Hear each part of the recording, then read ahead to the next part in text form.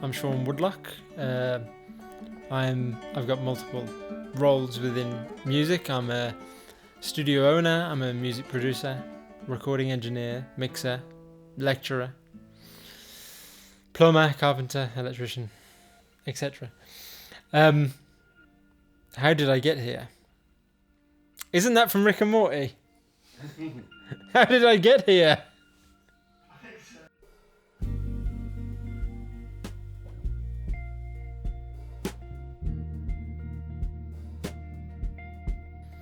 I guess it's a very standard route. I was in a band when I was 16, 17, 18, somewhere around there, and I was the default recording engineer in the band. I recorded all our demos, and I bought all the equipment and just really was into that kind of thing. And then when our band broke up when I was around 19, I knew I wanted to continue in music, but I kind of had enough of being in the band, and I took to engineering basically. I could tell that I had a bit of a knack for it and a keen interest, and so went to college, and from college I came to London and was lucky enough to get a job as an assistant, or actually even before that as a runner. And then after a period of time of being a runner, then an assistant, and then I went freelance and engineered, and that kind of led me to where I am now. The plan was never to own a studio. All I ever really wanted to do was be a recording engineer. But I guess what happened along the way, when trying to have a career in music, you start to realize that, not that you've got to be a jack of all trades, but there's just so many facets to working in the music industry, and one of them, if you want to be a recording engineer, is studio work, working in studios. And the studio that I was working in, I was lucky enough to have a mentor whose name was Steve Honest, and he was encouraging and encouraged me through my career and taught me a lot of things. And one of the things that he provided me with was the opportunity to invest in the studio that I worked in. So as he was coming to the end of his career, he encouraged me to invest in the studio that we worked in. That's Hackney Road Studios. And to the point where, as he was approaching retirement, I bought him out and just took over the whole studio. And I can remember the tagline that he gave me to sell this idea. And it was, because at the time I think I wanted to do other things with my money. I wanted to buy a flat or something. And he said, "This is an investment in your future." Meaning, by investing in the studio, it meant that I had invested in my future as a recording engineer, and it provides me with a place to work in London, which has been fantastic.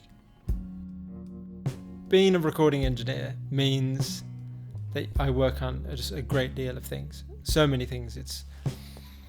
I can be one day recording just guitars for a band, and then the next day I can be doing a drum recording. But I guess the projects that stand out a little bit more is when I get to be involved with either a whole album or an EP. So over the past year, I've got to work with a solo artist from Hastings called Cordelia Gartside, and we recorded her first solo album. So that was fantastic. That involved pulling together a great number of session musicians that I'd worked with through the years, and we went to the studio and worked on her album for a couple of months, and that has just started to come out now. It was produced, engineered and mixed by me, and it was mastered by Nick Powell. So I've just mixed an EP by an artist called Tertia, and the first single is due out anytime soon. And I guess what's been great about that is, so I work as a recording engineer, producer. I work at a great many studios. I work at my studio, Hackney Road, but I also work here at Goldsmiths. But I've also recently started working at a studio down near Hastings that's owned by a great mix engineer called Lex, and I guess working there has enabled me to do a little bit more mixing in the fashion that I like to, which is all out of the box, and that's what's led to me working on or mixing tertius EP. And I guess coming up in the future, some of the things I have, like I said earlier about if you're going to work in this industry, you need to be a jack of all trades.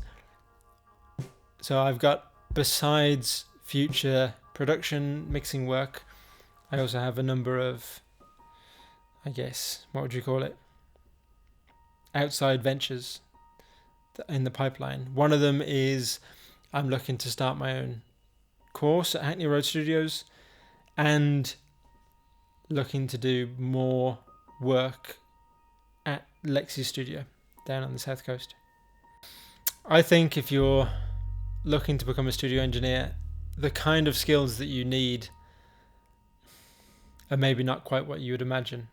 I would put less focus on the technical aspects and more on things like punctuality, more on being polite, being sociable, being understanding, just basically being considerate to the people that you're working with and the environment in which you're working in, and less focus on the technical. I mean, to learn the technical takes a long time, and we can be taught that, and we can pick up what we need to know over many years of work, but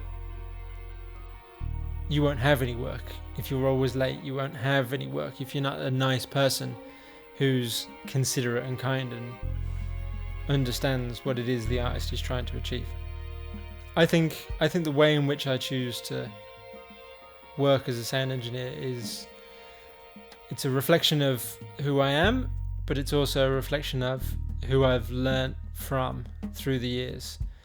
The people who've most inspired me play a huge role in the kind of engineer that I am. So my first mentor being, as I mentioned earlier, Steve Honest. He came from being a successful recording engineer in the 80s and 90s.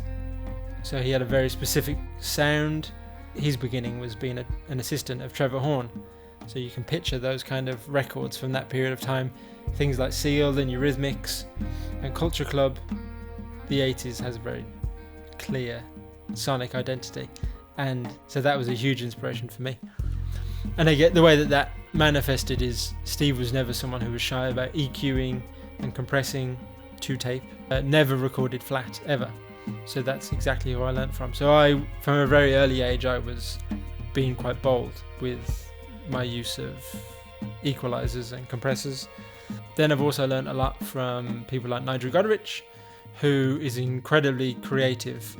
Definitely has a different sound than someone like Steve and Trevor Horn.